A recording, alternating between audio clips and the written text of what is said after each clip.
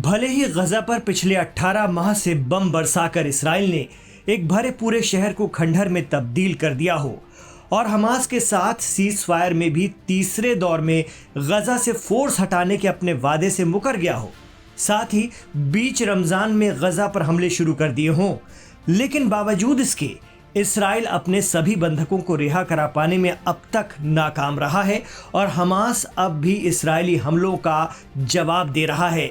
ये भी एक बहुत बड़ी सच्चाई है कि हमास के कब्जे से जितने भी इसराइली बंधक छूटे हैं वो सिर्फ कूटनीतिक प्रयासों की वजह से। यही वजह है कि अब इसराइल के बड़े लोगों में नेतन्याहू हुकूमत के एक्शन को लेकर शक पैदा होता जा रहा है। साथ ही लोग लंबी जंग और लगातार मिल रही हार से थक चुके हैं। हालात ये हैं कि मोसाद के पूर्व या साबिक अफसरान ने एक खत लिखकर पीएम नेतन्याहू से गजा में तुरंत जंग रोकने की मांग कर डाली है। लेटर में जंग जारी रखने से बंधकों और इसराइली फौजियों की जिंदगी को खतरा बताया गया है। जानकार मानते हैं कि इससे इसराइल में पीएम नेतन्याहू पर दबाव बढ़ेगा।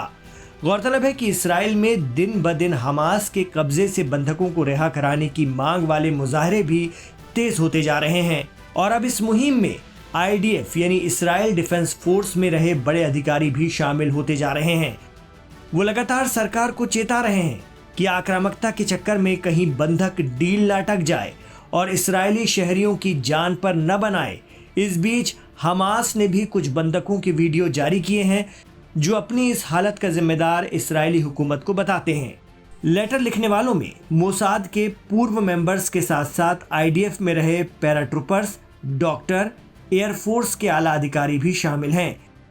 लेटर में सरकार से गजा में हमास की ओर से बंधक बनाए गए लोगों की वापसी को तरजीह देने की बात लिखी गई है, भले ही इसके लिए हमास से चल रही जंग क्यों ना खत्म करनी पड़े। आपको बता दें कि मोसाद इसराइल की सबसे अहम खुफिया एजेंसी है। ऐसे में जंग रोकने के लिए मोसाद वालों के खत पर 250 से ज्यादा लोगों ने साइन किए हैं। ये पत्र पूर्व शीर्ष बंधक वार्ताकार डेविड मिदान ने तैयार किया है और इसमें सुरक्षा सेवा के पूर्व प्रमुख डैनी याटोम, एफ्राइम हेलेवी और तामीर पार्डो भी शामिल हैं, जिससे मालूम चलता है कि इसराइल के अंदर ही बंधकों के परिवारों के साथ साथ आम शहरी और फौजी अफसरान भी जंग के खिलाफ हो गए हैं। इसमें कोई दो राय नहीं कि गजा में लंबी लड़ाई, फिर हिजबुल्लाह से लेबनान में उलझाव और अब यमन के हूतियों के हमले, इसराइल हर तरफ से घिर गया है और अब तक हासिल कुछ खास नहीं हुआ है। एक्सपर्ट कहते हैं कि हिजबुल्लाह के साथ 2 माह तक चली जंग में जमीनी कार्रवाई के बावजूद इसराइल को साउथ लेबनान का एक गांव भी हासिल नहीं हुआ। आखिरकार सीज फायर करना पड़ा। हमास भी बंधक अपनी शर्तों पर छोड़ रहा है। तमाम जतन के बावजूद इसराइल अपने बंधक नहीं ढूंढ पाया है।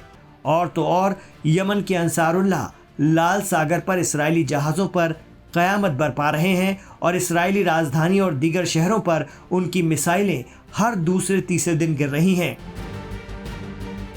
ऐसे में इसराइल में आम लोगों के प्रदर्शन के बाद अब मोसाद जैसी एजेंसी से जुड़े रहे आला अफसरान का सामने आना और सरकार पर दबाव बनाने का अभियान बता रहा है कि इसराइल में लोग अब लंबी जंग से थक गए हैं।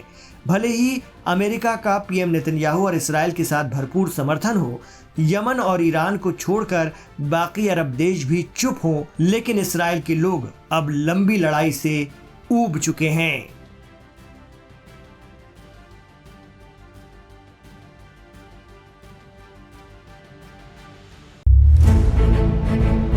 A lot of weapons and a lot of equipment, military equipment.